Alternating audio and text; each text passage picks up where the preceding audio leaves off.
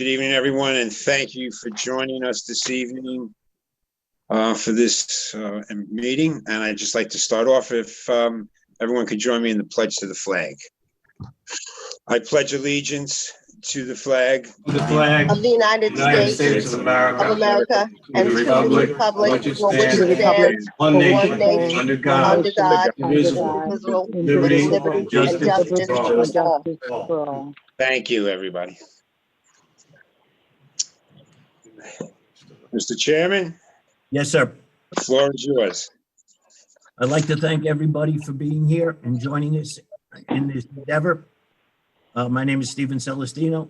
As I always say, I'm a 64 resident of the village of Tuckahoe. I've spent my whole time here in Tuckahoe. I worked for 32 years with the Department of Correction in active duty and in the training academy for the 32 years of my career. What our goals are going to be is to try to bring about community relations, bring about lasting ties with the community for the police department. There is no subject off matter, except I do have to set one little parameter, if I may. We have to be germane to the village of Tuckahoe. We cannot discuss issues that are going on nationally. We can't do court reform. We can't talk about how high the parking tickets are. There's things that are not within our purview. This is about police reform and the feeling you have as the professionals out there, the veterans, the teachers, the clergy, the political, for what we can do to improve the Tuckahoe PD. And that's the only goal I have, is to make this, it is a great department. I just want to make it with a big G, greater. And I'd like to turn it over now to Myra Ordino for some words, please. Okay, thank you, Chairman. At the last meeting that we had, the public meeting, the committee did not give you, the public and stakeholders, a summary and some framework for this committee. So we thought we would do that today to give you a summary of how this has come about and how this commission was put together. On June 12th, in response to the killing of George Floyd and others at the hands of law enforcement officers, Governor Cuomo signed an executive order requiring each local government in New York State to adopt a policing reform plan by April 1st, 2021. In an effort to ensure that these plans are developed through an inclusive process, the governor calls for the New York State Police Reform and Reinvention Collaborative. With more than 500 law enforcement agencies in New York State, there's no one-size-fits-all solution. In order to enhance the police-community relationship, each local government is asked to convene stakeholders for a fact-based and honest dialogue about the public safety needs of each community and the appropriate role of the police. The Police Reform and Reinvention Committee was formed in Tuckahoe and was later renamed the Tuckahoe Commission on Police Reform, with mayoral appointed members. Currently, there are 10 members as follows. At the last meeting, they were stated, but I will state them again for those who were not there. Steve Celestino is the chair. He's a local resident. Mayor Greg Luisi, myself, Omaira Andino, trustee, Reverend Dr. Michael Gerald of Shiloh Baptist Church and a former law enforcement executive, Donna Brown, resident, Tony Ann Gagliardi, the district attorney's office, Robert Horn, public defender, John Costanzo, our police chief, Detective Steve Leone, our PBA president, and David Burke, our village administrator. The purpose of the committee, as noted in the governor's guidelines, are as follows. First, to review the needs of the community served by its police agency and evaluate the department's current policies and practices. Second, to establish policies and allow police to effectively and safely perform their duties. Third, to involve the entire community in the discussion. Four, to develop policy recommendations resulting from this review. 5, to offer a plan for public comment. 6, to present the plan to the local legislative body, the Tuckahoe Village Board, in order to ratify or adopt it. And lastly, to certify adoption of the plan to the governor via the state budget director on or before April 1st of 2021. It's important to note that that continued state funding to Tuckahoe is contingent on the submission and approval of this plan. So what progress have we made so far? The commission has had 2 work sessions and 1 public meeting. The first public meeting held on November 12th included an overview of the police department along with some data that will inform our recommendations in the plan. The PowerPoint, as well as the governor's order, and the recording of the first public meeting can be found on the village website if you go to tuckahoe.com and look under the heading of police reform. Thank you, David, for that. We encourage you to review and provide input, ask questions. This evening, we have invited key community stakeholders as well as the general public to listen in and provide input or ask questions in order to offer feedback regarding your vision or your thoughts on community policing, specifically in Tuckahoe. We encourage everyone to offer your unique perspective as it will help to inform the broader plan that's developed by this commission. And you may also submit input via email if you're shy and don't want to ask your questions or make your comments publicly. You can contact us at Tuckahoe, PRRC at tuckahoe-ny.com. I will put that email address in the chat bar in a sec, but you can also send snail mail, for those of you who choose to Village Hall, care of Tuckahoe Commission on Police Reform at 65 Main Street, Tuckahoe, New York. The commission, we are excited about this process. We've already had some meaningful discussions around the issues outlined in the governor's guidelines, and we welcome community engagement. We are talking about the possibility of sending out a survey to help give us more input from a broader group of people, and we'll be working on that in the coming days. This plan is really about the vision Tuckahoe residents and stakeholders have for the future of Tuckahoe. Our goal is to objectively assess the relationship between our police department and the community, and to identify any areas for improvement in its policies and procedures. So we ask people to be honest, and we are open to that. The community's input is really vital to the success of this plan. So having said all of that, Chairman, I will send it back to you. Thank you, Myra. Thank you very much. I would like to just clarify one thing so everybody understands one principle. The reason why we changed the name from Collaborative Committee to Tuckahoe Commission on Police Reform is because a commission is a single-geared entity. It just focuses on the one issue. Our one issue is reform. We are not going into any other issues but that, just like the Federal Trade Commission does trade, just like the International Commission on Refugees for the UN works with them, and just like in police work, there was the NAP Commission that works solely on corruption. Our job is to focus on community relations through reform. I'd like to turn it over to Chief Costanza, and if you have any words, sir, to start us off. Thank you, Steve. Yes, sir. I just want to welcome everybody that's on this meeting tonight, the different entities, the houses of worship, and different groups that are on, as well as the public. We are anxious to hear your thoughts. We look forward to the opportunity to have open dialogue and discussion.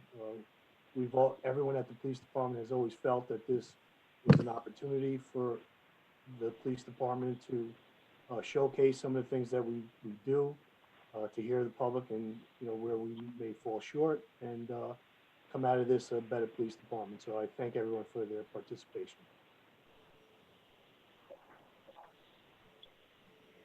Thank you, sir.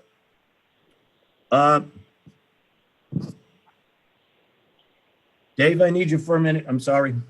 There's a bar that just came up on the computer. It's not disappearing. I'm sorry, people. Give me 1 minute.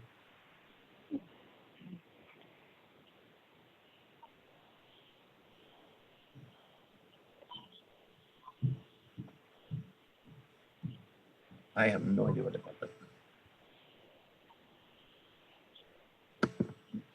Okay. Thank you, sir. I'd like to speak now to the VFW 2285 of Eastchester, New York. My father was a proud member of your organization. He was the past vice commander in 1985, Alfred J. Celestino. My uncle Joe Lamanna was a past commander. So we have a lot of people in common with the VFW. You're a respected organization, and please introduce yourself, Commander, Vice Commander. Let us know what you would like to talk about, sir. I'm Commander Bob Foster. Yes, sir. This is Josh Gaccione. I'd like to speak not as a resident of Tuckahoe. In my 74 years, I've lived in a lot of cities and villages. I'm in New Rochelle, Mamaroneck, Larchmont, Valhalla, Elmsford. And I've been involved in Eastchester and Tuckahoe for the past 20 years since I've been in the post. And I've said over that 20 years, many times, I have never seen a community like Tuckahoe that had such great race relationships. I have never felt white. I have never felt the person I was talking to was black. We were all one color to me. And it's the VFW, we've always joined in as many things in the community as we can. And I've never seen it as good as it is in Tuckahoe. And I've known a lot of policemen and a lot of police departments in those different towns. And I have never seen one more involved in the Tuckahoe Police Department with the community and done so much for the community. They really do help as much as they can. The word defund, when they come along, I would say refund. Mhm. It's a great organization and a great chief. I wasn't paid to say any of that. There you go. That's fine. That's fine. No, we are blessed. We are. Yeah, thank you for having us tonight. You know, I say it on all the forums on which I speak that, you know, I'm very thankful for the police that we have here in Tuckahoe. I've said it before, I'll continue to say it, and similar to what Bob said, that we are unlike any other village or town, and that we know all of our police, right? We see our police throughout the community, in and out of uniform, at fundraisers, community events, and supporting countless initiatives for veterans, seniors, working with our local schools, you name it. I support our police. I'll continue to support our police and thank them for what they do. That said, we all need to evolve, right? Personally, professionally, as friends, as parents, name it. But we don't need to change for change's sake. While things need to evolve, I want to make sure, and I've only been a resident in Tuckahoe now 5 years or so. I want to make sure that the things that make Tuckahoe stay what they are. I want to make sure the reason that we all moved here or lived here or decided to raise our families here stays the same. We have values, core values, and I think that those things certainly need to remain in place. Thanks. I'll give you one more thing. Yes, sir. People in Tuckahoe, they love Tuckahoe. We have a senior vice commander here, Anthony Lloyd. When we got our jackets a couple of years back, all our jackets said VFW 2285 Eastchester, New York. And Anthony pleaded with me, please take Eastchester off and put Tuckahoe on my jacket. And I couldn't do that because of the regulations of the VFW. But I'm going to surprise him this year, and we're going to put Tuckahoe on his jacket. That's how much they love this town. And most of the people in it do. And they love each other too. Commander, question if I may. How many of the membership today is involved in law enforcement, police work, corrections, probation, federal agents? Do you know how many of your members are in active law enforcement? It's hard for us to hear. Don't forget, we're old. We need, I haven't put our hearing aids in. Oh, that's okay. No, I'm welcome to that club. I know. Do you know how many of your members, past or present, have been members of the police department, corrections? I passed that to one of our backhold members here, Vito. What do you think, Vito? Involved in law enforcement over the years? Post. Yeah. We've had several of them involved, not only in the village, but we've also had students from Tuckahoe that have been involved with corrections department. Some of them are still on the corrections department in the county, on the county force. And many of our local people were veterans themselves and may not have been a member of an individual post, but there were several members, especially the World War II members who came back and served on the police department and had the opportunity given them back in the late 40s, 50s. And it was a pleasure growing up in Tuckahoe to have people like Chief Norman and Joe Yancey and Pete Thomas and others who took the jobs. And one of the things that of which I was proud working at Tuckahoe was Tuckahoe led the charge when it came to the DARE program, Drug Abuse Resistance Education, with the Tuckahoe schools and also with the police cadets. So it's been very active, and we have veterans who have been served by the community. Now that we're getting up in age, some need some assistance, and the police department has stepped right up front and assisted those in need, not just veterans, but also seniors. We appreciate it. I hope you heard. Yes, sir. Yes, I heard you loud and clear, sir. Chief, do you know offhand how many members of the department are of veterans? As the, Yeah.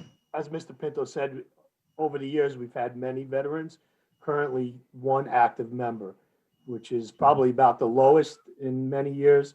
We usually average around 3 or 4 amongst the 23-member department. When I first got on the job, when there was a draft, I'd say about 90% of the job were veterans.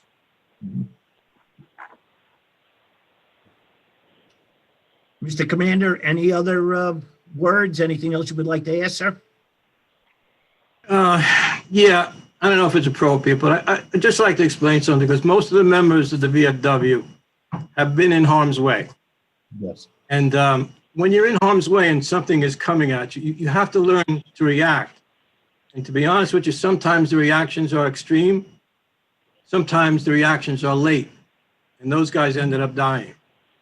So it's very hard to judge what happens in some of these events. So it's a good thing to take a look at everyone and try to think of what it would be like to be in harm's way, because we know what it was like. And I've seen things in war that I wouldn't even want to repeat. But men in harm's way have a different thing. And these guys are in harm's way 24/7. We were only there for a short time. So I can go with them. I can give them my full support. And each event has to be judged on its own merit. Thank you. Yes. Yes, I agree. Mr. Chairman, may I interject just 1 second? Go ahead. We have some people that are putting some questions in the chat bar. Just so that we keep things in somewhat orderly, can we go through the community stakeholders that we've invited here, ask them, David, you probably know who's here and who's not, ask them if they would like to, make their presentation or questions or comments, and then we'll ask the general public to either submit those questions or ask them in person, so that way we sort of keep this in an orderly way. And I also would like to ask that each one that's presenting, just in the interest of time, to keep it to under 5 minutes so that we're not here until midnight, if that's reasonable. Thank you. Okay. Great. Along those lines, I think we should start with the Dr. Goodman. Yes. So first of all, I want to say that I really appreciate that you have invited the schools. I think it's very important that we continue to keep lines open and we have a relationship between the school and the police department. Additionally, I will echo that Tuckahoe is a very special community. We happen to be located in Eastchester, so it's a little bit confusing. Our kids come from Eastchester, Tuckahoe, and Bronxville, but I do really, I think we all relate to Tuckahoe in a specific way, and I do have Tuckahoe on my jacket. I believe that it is a very warm, caring community, and it's you feel it in the village, and you also feel it in the schools. I asked my principal, John Marash, because he has the DARE program in his building, and he also has worked in other school districts as I have, and he said by far that we have the best DARE officer at Cottle. So we really do appreciate that, and the kids really relate to our DARE officer. So I want to say how thankful I am for that program. I've had it in other districts, but this one is really special because of the police officer that runs that program. But I also want to say that I think it's really important that we have these open meetings and we hear from all constituencies. I really want to learn, even in Tuckahoe. I want to know how different kids from diverse backgrounds see our school district. So we started an equity committee, which we certainly would like to, the same as you've done here. When we open that up, we would love to have people from the village, including the police department, be a part of that. I think the more we partner, the more we speak to all our constituencies, the more we respect each other. And I really do appreciate the police department. I just want to say that I do and I am a big supporter. But also we have to be open and hear from all our constituencies. And as a school district, I have to do that too. So I understand the position that you're in. I want to partner with you, and I want to thank you so much for inviting us. I believe that we are vital partners with you. Ms. Goodman, if I may ask you a question. The resource officer, I know is an Eastchester police officer, but being that the Cottle School is younger kids, is it more of a mentoring program? Is it they look up to him for even guidance? Or if, God forbid, some kid is getting bullied, would they go to him and say, Mr. So-and-so, I have a problem? Is it that open a relationship? I believe so. What Mr. Marash told me, that he has a very positive rapport with the students. The students do talk to him. They see him as a person and as a helpful person. We also have an SRO in the school. I believe that students go to both of them and would talk to both of them. Let's see what else he said. He said that that the students actually, and all DARE programs are rated differently, but he believes that this one, the students really do take in the valuable information and they carry on with the decision-making and attitudes towards drug use and healthy decisions, that he's very engaging. And again, as you know, DARE programs have all different efficacy standards, but this one, he believes that the students do relate and they do speak to the officer in a way that is helpful to them and use his own knowledge and his rapport to help them make decisions. And we feel the same way. Our SRO officer is from Eastchester, but students definitely seek her out too. So I think the more the Tuckahoe can get involved with our students, because we do have a lot of students down in the village, the better that is too. But I think any police officer that they see as somebody that they can reach out to and relate to and see as a helper is effective for all students. Yes. Thank you. So Dr. Goodman and is it Christopher? How do you pronounce your last name? Keo. Keo. Keo. Are there any areas that you would like for this commission to keep in mind as we're developing our plan as it relates to the schools? Again, I would like to see, and part of it is that we're both new, that we have more of a partnership, with the village and certainly with the police department, and that maybe we can work on some programs together so that you also have the presence in our school. So I would like to see that. From that. Chris? I agree. I think there's a lot of discussion and reflection, and we'd love to be a part of it. And we're doing the same thing in our school, Yes. so we need to be part of what we're doing too. Definitely. Yeah, that's great. David, should we see who the next group? Yes. Sure. Just as a, FYI, I did reach out to Dr. Glass in Eastchester as well, and he couldn't make it tonight, but he will, kind of put some thoughts together for us and email the committee. Just going through our list, the community fund was also invited. Amy Korb did get back to me, and she'll put some things in writing, couldn't make it either. But I see a member of the Chamber of Commerce is here, the president, so if he wants to say something. Sure. Thank you again for the invitation tonight. Definitely excited to be a part and just kind of hear everything that's going on.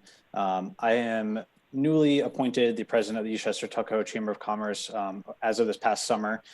So I have had the good fortune to meet a lot of people on the call today in previous events when we were meeting in person, but obviously that seems like years ago.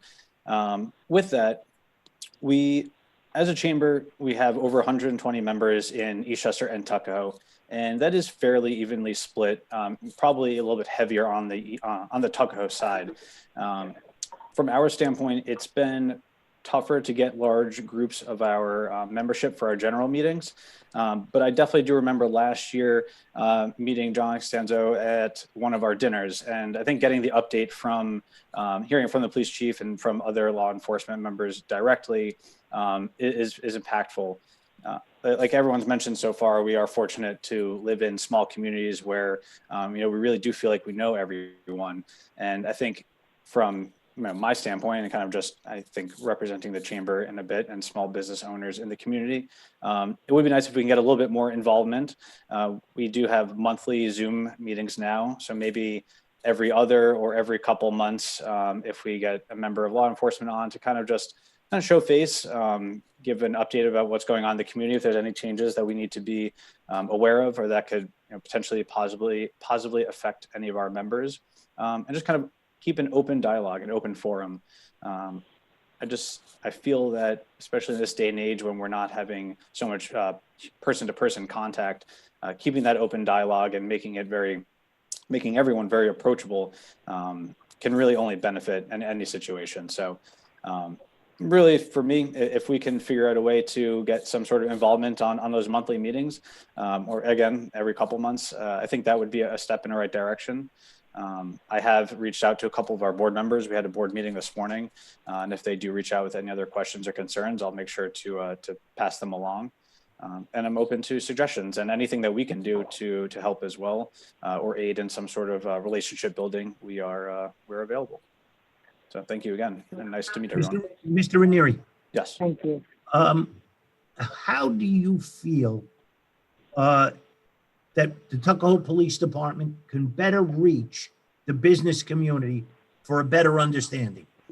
Do you think that it would take, say, a cop on the beat walking around shaking doors saying, "Hi, I'm Officer Smith, just in the neighborhood"? Or do you feel that there's programs or something that's lacking in a way that you don't think that the business community is being related to? That's a good question. I think if people are walking around and just introducing themselves, I don't think that can do any harm. I think we have a lot, especially now, a lot of people are working remote, and kind of storefront activity is definitely significantly down. So that's why I was kind of just suggesting maybe a Zoom, or even if there's an update, almost like a monthly update from the law enforcement that we could then pass down directly to our members so they can get it as well. I guess to address your first question, I don't think there'd be any negative side effects with an officer walking and introducing themselves and making sure that is an open relationship. If the business owner did have a concern, that they would feel more comfortable reaching out to that officer or to an officer. Mm-hmm. Has that been something that's been kind of tossed around? We are starting to formulate every particular area. That's why we're doing this public outreach now. It'll help us to zero in on areas of concern, areas of need. And we really want to now find out what we can do to coalesce all this into a nice report so that we can, whether pro, whether con, no subject is off limits. It's all about improving our village of Tuckahoe. So that's why, from a businessman point of view, I know you're in quite a conundrum now with this COVID and closings and openings and closings again. It's very hard to maintain any kind of business, especially if you were in a restaurant business. God help you. But we want your input. We have a meeting on the 17th of December at 7:00. If you want to come up, it's a round table. You are more than welcome, sir. Thank you. And if you want to air out, you want to talk then, or you want to write down a series of questions, we'll see what we can do. We'll go from there. If you want to contact your members and maybe there's specific areas that they feel more of a need of, we're here to entertain it all. All right, I appreciate that. I will do. Anything else, sir? Oh, I'm good. Thank you very much. Appreciate the opportunity. Okay, thank you very much for being here. Yep, thank you. Thank you. Great, and I think the last specifically invited organizations were the faith-based organizations, and I do see Father Sorgi on, and I'm not sure if anyone else is, but I just do see him on if he wants to say something.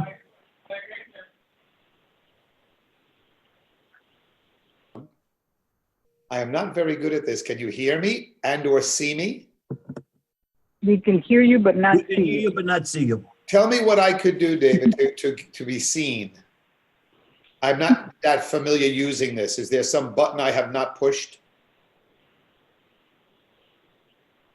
You're on mute, David. If you go to the bottom of your Oh, there it is. screen, there you are. You're there. And can you hear me? We can hear you. Okay.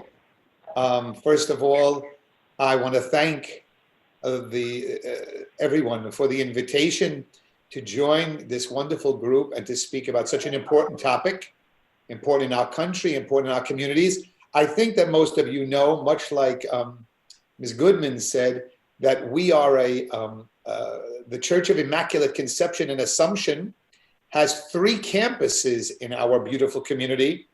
One absolutely in Eastchester, that's Holy Mount Cemetery. One in Tuckahoe, absolutely, and that's the Church of the Assumption on Pleasant and Wallace Avenue. And then the campus of Immaculate Conception straddles both. And that's our largest campus, 13 acres. And so we call upon the Eastchester and the Tuckahoe police constantly, and they love our facility, our parking lots. I love having them. In my 6 years as pastor here, I have never called either department for any reason, wonderful reasons and reasons when we really need them, that they have not responded immediately, right up to the chiefs themselves. Honestly, I've met all their offices. I've had the privilege of blessing them, praying with them, visiting them, having them visit me. And so I have lived and worked in the Bronx, in Manhattan, in Putnam County, and I'm going to echo the first speaker that I have never seen 2 departments so responsive and so close to our community. You know that my particular community is 3,000 families from Tuckahoe and Eastchester. That's a big community. And I would bet that I am echoing their sentiments clearly. But I look forward to any way that we, and myself included, can be of assistance to this committee and to our chief, and therefore to the departments, to enhance that in any way. As I would say about us to any group, including education, Chamber of Commerce, any of them. The VFW we're involved in. I'll give Tony Laurie a cross, a chaplain's medal, if you'd like to add that to the to the Tuckahoe on his jacket. So that's all I really want to say, that my 6 years here have shown an excellent relationship. As another member said, always room for growth. And I look for any opportunity you might see that such a large part of the community could be of assistance to you, all of you. And thank you for welcoming me so warmly to the community. I have been in every aspect that I've been involved in. So thank Father you. Sorgi, Yes. first of all, it's an honor to have you here, sir. I used to work in Valhalla, Department of Correction.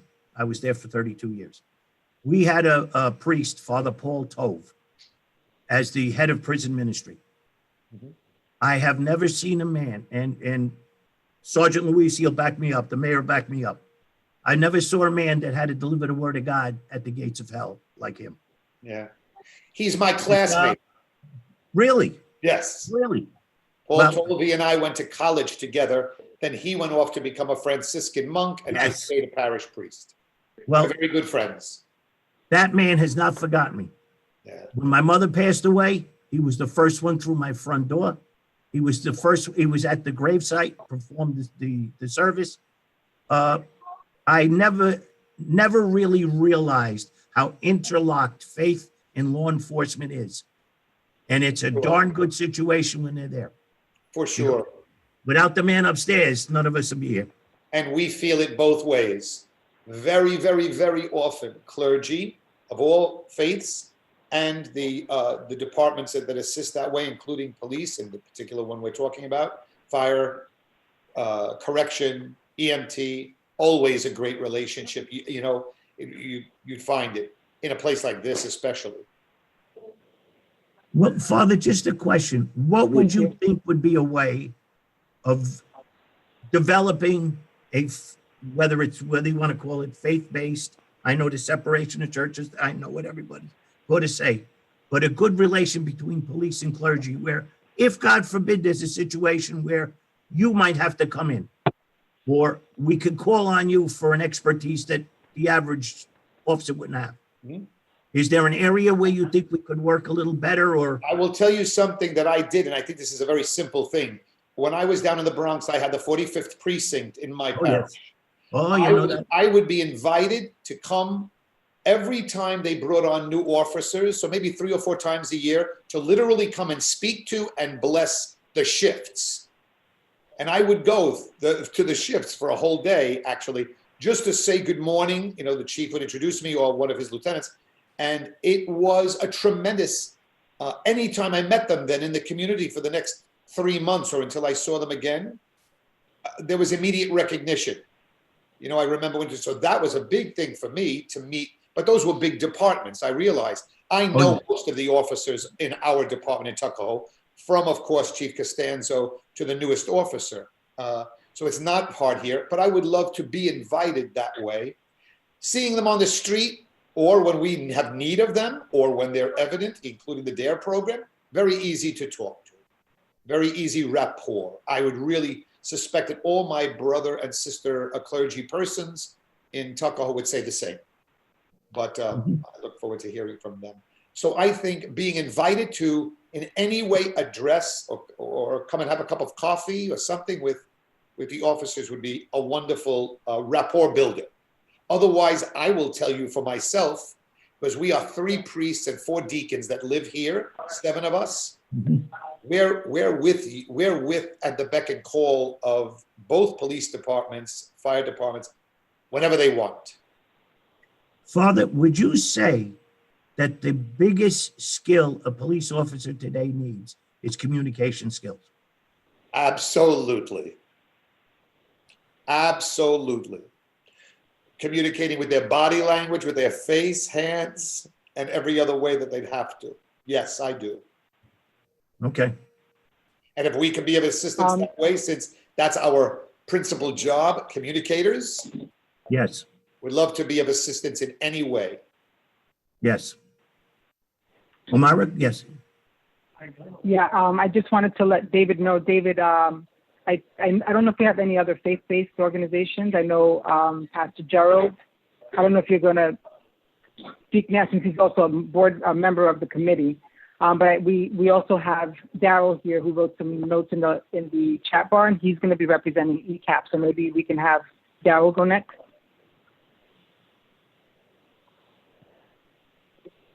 Daryl Taylor, you can unmute. Can you hear me? Yes, we can. Okay. Good evening, everybody. I'm here representing ECAP this evening.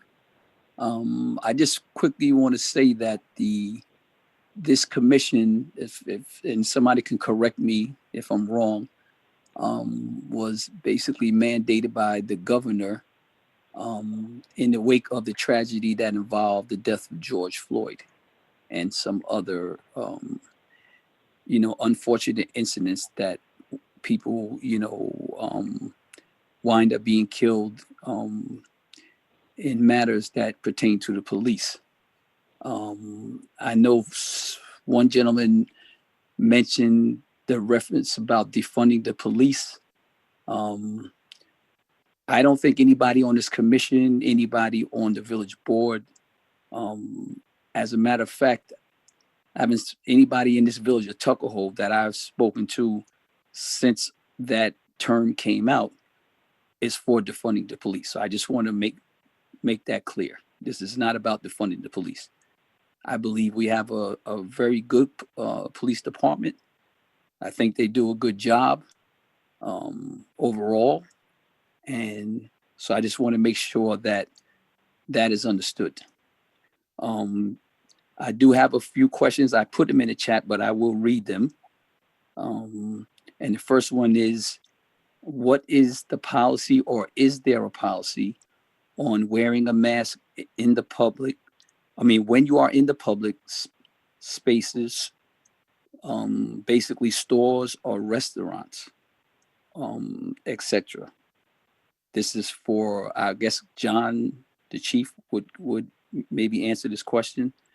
I got 3 questions. I don't know if you want me to read them one at a time or read all 3.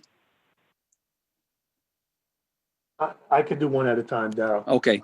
So the first question is, yes, it's a state law that when you cannot maintain social distancing in a public place, that you must have face covering. Okay. And the second one is there any mechanism to enforce the directives coming from Albany concerning wearing a mask? Yeah, so just like any law, we would certainly enforce somebody who insists on not complying. Our first step in the process would be to notify the person that they are violating a law. And to this date, we've had very few compliance issues, and the ones that we did or have had, it was usually just a lapse of judgment, and the person quickly corrected it without a problem. Okay. And the last one is, have the police department talked to any other police agencies, like maybe the NYPD, to see what they have been doing with the COVID-19 on the rise? Yeah, so we actually literally have meetings in the height of COVID in the spring. We had meetings every single day, countywide on a command level, talking about COVID and issues related to it. We luckily went several months without having to have, they're all on Zoom meetings. But in the last 3 weeks, we went back to having a weekly Zoom meeting with statistical updates as far as countywide people becoming ill, hospitalizations, and how it has affected law enforcement on a countywide level.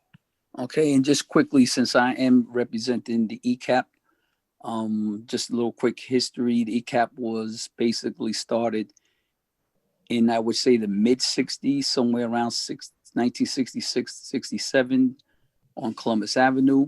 I'm very proud to say that my mother, Alma Taylor, was one of the founding members, along with a gentleman named Dave Kindig and Willie Jones and Josephine Moore. There are some others, but we're not going to name everybody, but that was the original group. They've been serving the community since then. They have food pantry, they have after school programs for the kids, and they're just an organization that is there for people. They have the summer programs for the kids, the camps. They help people with getting jobs and housing and several other things.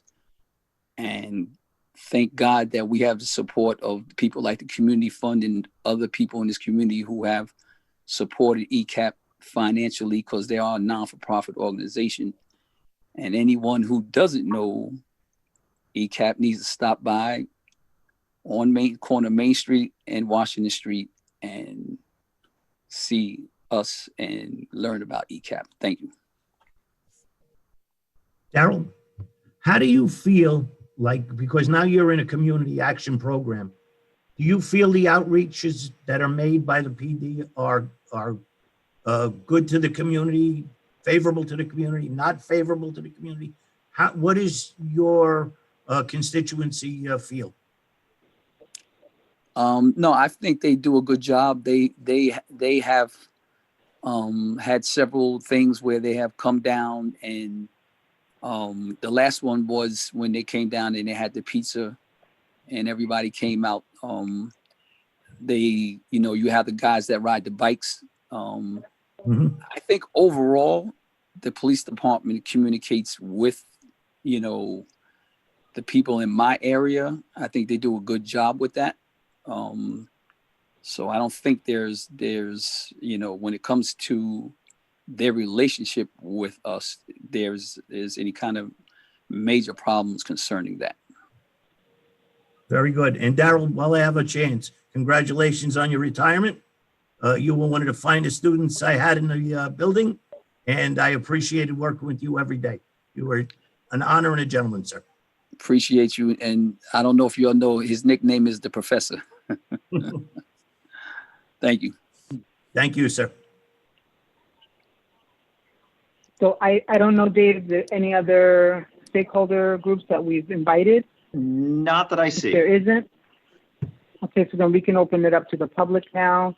There is already a question in the chat bar. Charlotte Stupple asks, is there a way to keep the public informed of current happenings, such as auto break-ins, unruly behavior, or other actions that the citizens should know about? Chief, do you want to speak to that? Don, that's in your wheelhouse.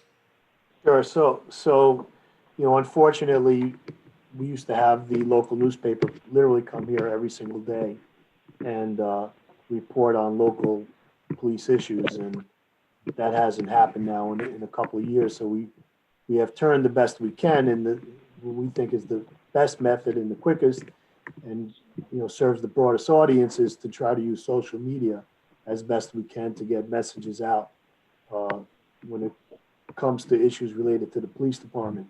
We do use Swift 911, which is a email service to get notifications about crime sprees or traffic issues that we need to get out to specific neighborhoods or the village as a whole.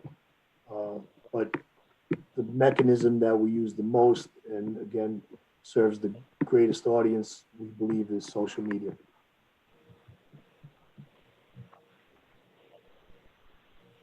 Dave, anybody else there? This is Donna Brown. David, Hey, I know Donna. you're going to kill me. Hi. I know you're going to kill me for this, giving you more work, but is it possible, or do we have anything like a newsletter that comes out from the police department? Well, Donna, Don't bring up, You don't have David said, anything don't bring else up to the do. N-word. as you know, we're going to be in the process of setting up a survey, and we're going to send it out. We're going to do it via computer, and we're going to see what response we get. Of course, we always want response. We always want people to answer, but we have to see how things go. So we got to, that's what we're going to formulate on the 17th. Okay, cool beans. Pleasure having you on the board, by the way, Donna. Thank you. Dave, anybody else there? Carl left a message on the chat bar that says, does or can the Tuckahoe Police Department post on the Ring platform? Sorry, I wasn't sure if we should be typing the questions or not. Oh, you could jump on. Yeah. So I don't know. I have one of those Ring doorbells in front of my in my house, and now that I have this app, I feel like it goes off every 5 seconds. Anything that happens outside of the house or in the neighborhood, there's like a notification. I'm sure everyone's aware of this by now. But I live in like northern Eastchester, so I'm on like Eastchester to Scarsdale border, and the Scarsdale Police Department I know posts in like on these chats here, basically replying sometimes to certain incidents or just kind of posting things. Maybe I just don't get Tuckahoe because I'm a little bit further away. But is that something that the Tuckahoe Police Department currently does, or do you think that is another form of kind of social media to update the public? So, Carl, we currently do not use Ring as a platform, but it's a great suggestion and something we definitely take into consideration. Thank you. Thank you. Dave, anybody else? So no one else has typed in anything, but I'm not sure if we just want to open it up to just general comments, if anyone would just wants to say anything. Yes. Yes, go ahead. Mike Giordano raised his hand. Thank you. Hi, everyone.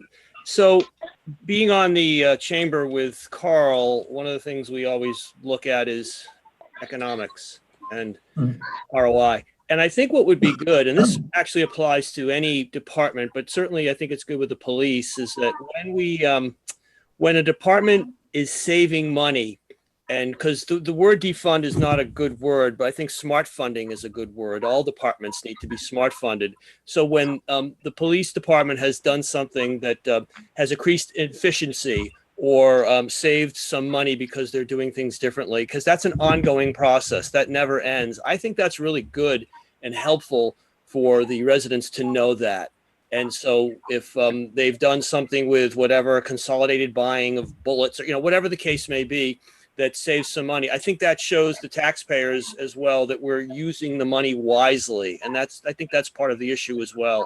And I think as a village, sometimes we don't say that enough, how much, sometimes we do, but I think to say it more, not to just say you're tooting your horn, but to say, look, we're really working on efficiency here. And here are some of the things we did in 2020 or going forward, 2021, whatever, I think would be very, very helpful and give people a real sense of what we're trying to do and that we're always trying to improve. So that's just a suggestion to consider. Thank you. Thank you. If there is anyone that has not asked a question yet, please go next. We do have a question in the chat bar from Christine Bang and Sean McDevitt. They're asking, is there any cross-communication with other commissions in Westchester and whether there will be consideration for sharing draft policies as they are in development? So to answer question number one, if there are any other members on the board of the Tuckahoe Commission that would like to answer, I have asked a few other committees in surrounding areas to send us their drafts, and they said that they will be doing that. We also will be posting, as I mentioned at the beginning, that the draft that we develop as a commission will be posted for public comment and will be presented to the public for feedback. Does that answer your question? I've also reached out to, I have connections in the New Rochelle Police Department, and I went to one of their reform meetings. The only problem you run into is that basically all communities have their own individual issues. Bronxville may have one that's unique to Bronxville, Tuckahoe may have one unique to Tuckahoe. But when you start talking to Yonkers, Mount Vernon, New Rochelle, Peekskill, White Plain, you're talking 200-300 man departments that an allocation of funds and stuff, they may be able to put $100,000 into something, whereas we can't put $1.50 because of the budget. And I'm trying to be a realist here. So that's one of the problems we have when we make an outreach, is that it might not be germane. So if I could just chime in just a little bit, the police chiefs have spoken on this topic pretty regularly, sharing information. I know Trustee Andino recommended a survey that's out there in another municipality. So, I'm a firm believer in not reinventing the wheel. And I think there's some really great ideas with some of the other committees and commissions that are out there. So just like we do when we try to form a policy, is to come up with a best practice, and there's some really good thoughts out there with some other committees. And as we get together, as our commission gets together, as a group next time, we can share some of the different surveys that are out there and some of the thoughts that are going on with these other committees. So yes, I think sharing is going to benefit all of us. To that end, I have several questions from some of my parishioners. One is a very curious one, and it sort of dovetails with what Mike Dardano talked about. Currently, there is our dispatch is conducted out of the county on midnights. The question is there any intention on having the rest of the shifts dispatched from the county on the other shifts? Chief. Yeah, so we chose the midnights because of a low volume of calls, but also a low volume of walk-ins, fewer arrests on the overnights. The desk officer on the day tour in 4 to 12, aside from communications, which is a big part of their job, has many other duties, including, people that are coming in for permits, handicap permits, for questions about parking, a variety of different issues. So the communications, of course, is a big part of the puzzle. However, their duties go well beyond, just manning the phones and dispatching over the radio.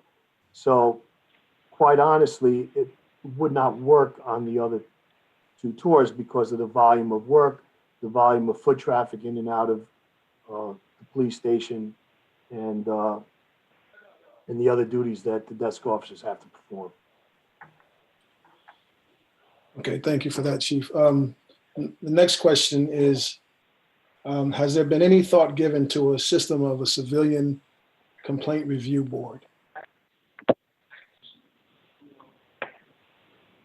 So just on the police side of things, that topic on the village level has really never come up before. I think it's important to note that our village trustees act as police commissioners, all civilians, and they are the judging body in a disciplinary matter. So in a lot of ways, the oversight and the review truly is a civilian body within our government. It's not a separate entity as some of the larger cities have. And again, it's certainly something that the commission could look at, but that's basically the history and maybe some of the reasons why it was not ever deemed necessary on a village level. I have several more. I'm going to limit it to this last one. It regards racial equity and social justice. It says, in what way or ways are the police policies, procedures, and practices being evaluated regarding equitability? So the policies that we use are driven by model policies on the state and federal levels, and using basically a policy developer, a subscription called Lexipol, which actually is getting best practices and model policies reviewed by attorneys, chief executives from throughout the country, and given to our police department as things develop, as laws change, as issues change around the country. So we are really, truly on the cutting edge as far as policy goes. But any policy is only worth the oversight, what the department puts into making sure that the policies adhere to, that there's training that goes along with the policies.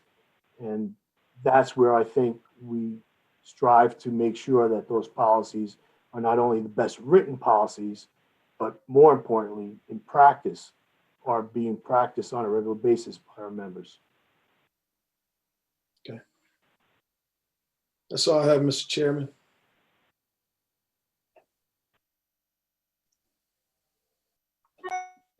Steve got bumped off for a second. He should be back on, if not now, in a second.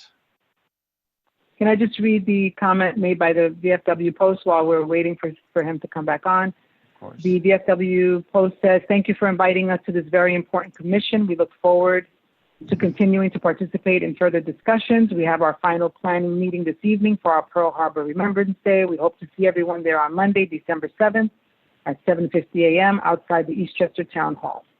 Remember, respect, reflect. Thank you. Anyone else that has not yet spoken? Are you back with us, Steve? Yes, I'm sorry for that. It updated Okay. some material while I was talking. How are you, okay. Reverend?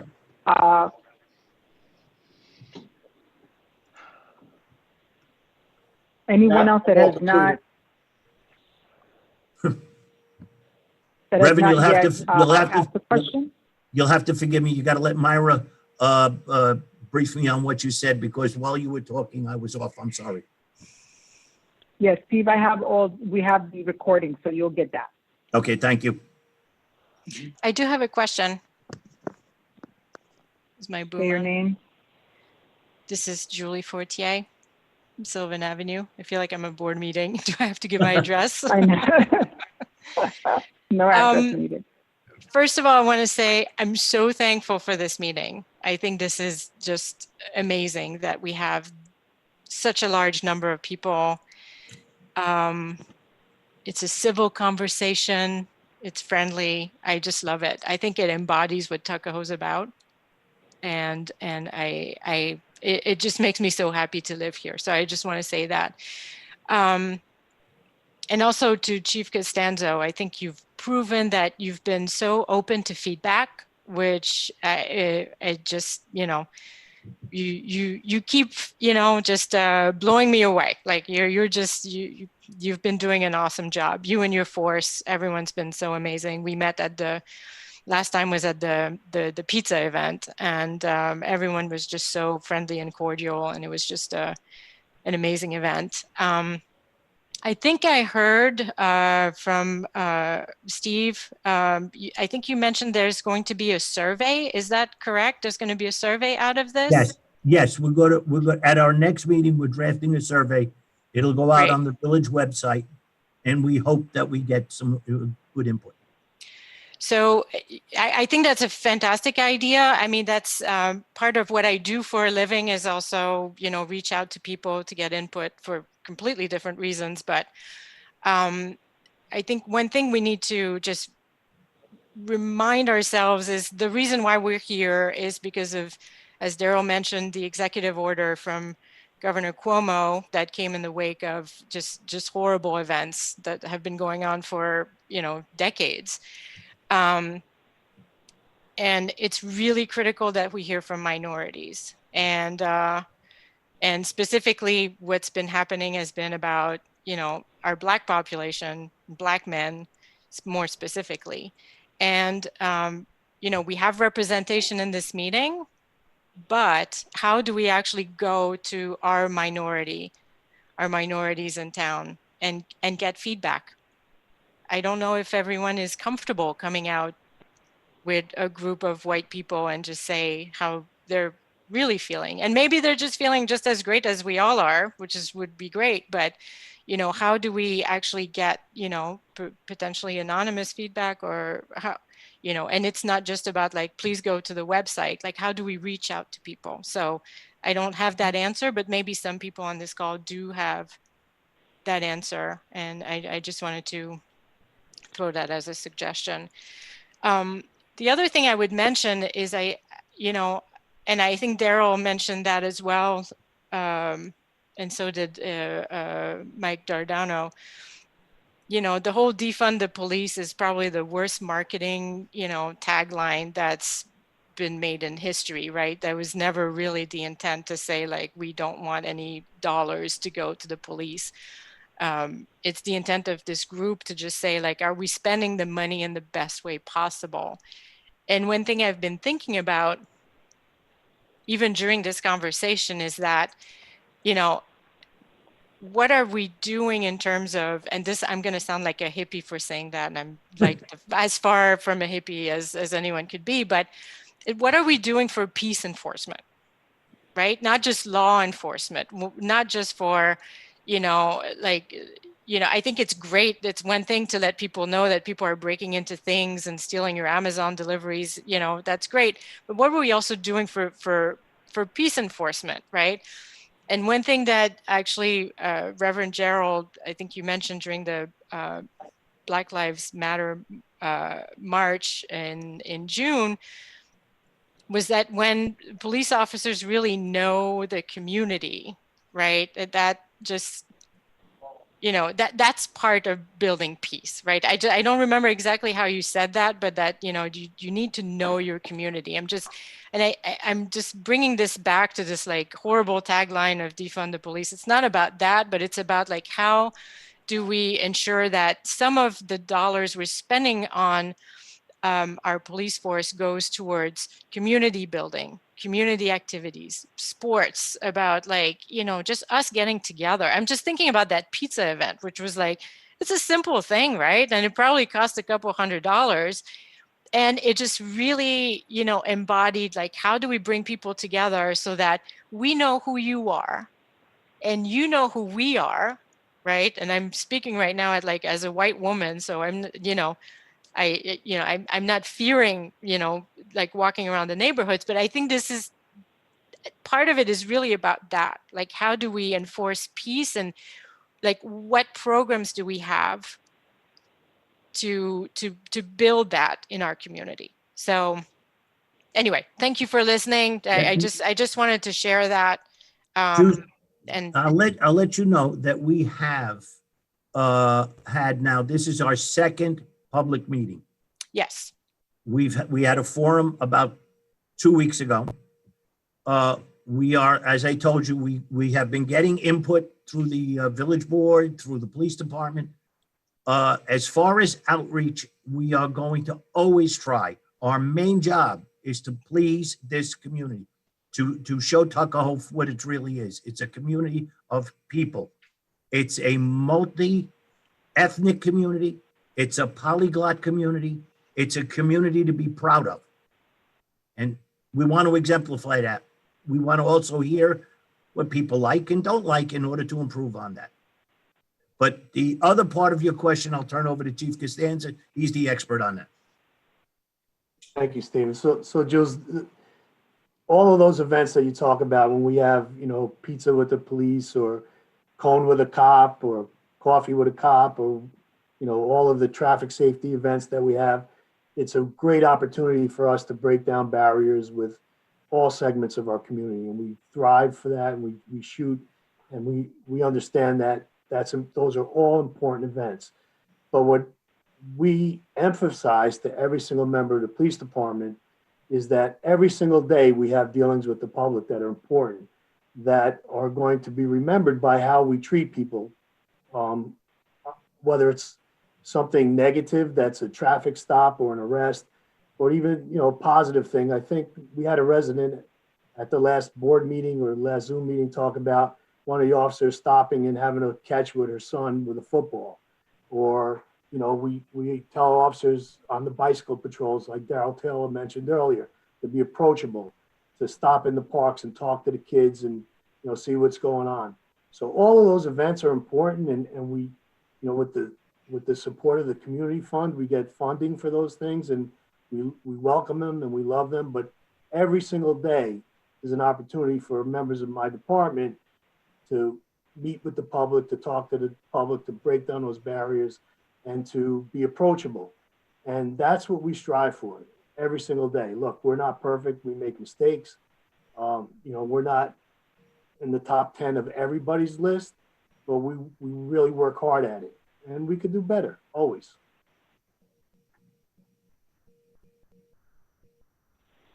There's a point made by Christine and Sean. They said that they agree with these comments. They've never been arrested, had the police called on them, or required police assistance in a tense situation. And a valuable voice is missing if we don't hear from folks who have. So the commission will definitely take that into consideration in our discussions on how do we reach that group. Thank you. Anyone else who has not yet spoken that would like to add your voice? And just to reiterate, this process and this commission is not an indictment on the police. I know a lot of people feel somewhat defensive when they hear the Police Reform Committee or the Commission on Police Reform. To several people's points, I think Dr. Goodman started with, there's always room for improvement, and this is what we're trying to do here, is get input and feedback from the community so that we can develop a plan that makes sense for our community and that honors the executive order and the spirit of the order. So that's it. It's nothing more, nothing less. We're not here to bash or to say the police is wonderful. We're here to hear from you, take that feedback, formulate a plan that includes community residents and stakeholders' input, because that's really what's going to matter in the end. Right, Steve? Yes. Anybody else like to make a comment? Dave? Mr. Mayor, anybody?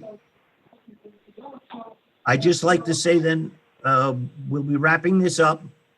I want to thank everybody for their coming on, sharing their opinions, sharing their ideas.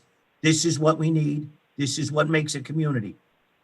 We also have to keep in mind that our police officers in the village of Tuckahoe are a small treasure. We have 23 officers dedicated to a population in a 1.6 mile square town. Every time I've called on them for a service or have needed them, they have handled themselves in a professional manner at all times. I am proud to be part of this committee. I am honored to be part of this committee. And I thank Mr. Mayor and Trustee Ordino, and especially Chief John Costanza for his time, patience, and understanding. Because a lot of these questions he knows in his heart. And a lot of times we ask redundant questions and it gets a little bit, I know, testy. But we can't be under better control than these people. And especially, we can't be in a better town and village in Tuckahoe. So I thank you all. I wish you a healthy, happy holiday season. I wish everybody free of illness, free of pain. And Father Sorgi could say a little prayer for all of us. And maybe everything will be all right by 2021. Hey, Steve, I just want to acknowledge also, and Pastor Jerry, I just want to also acknowledge board members who joined us that are not on the committee, trustees Renee Howell and Gina Lee. Thank you for joining us. As I said at the beginning, when this plan is developed, it has to be presented to the full board, and the board has to ratify it and approve it or not. And so it's good for them to be here to hear your input because it helps them inform their decision as well when they read the final plan. So thank you guys for joining us.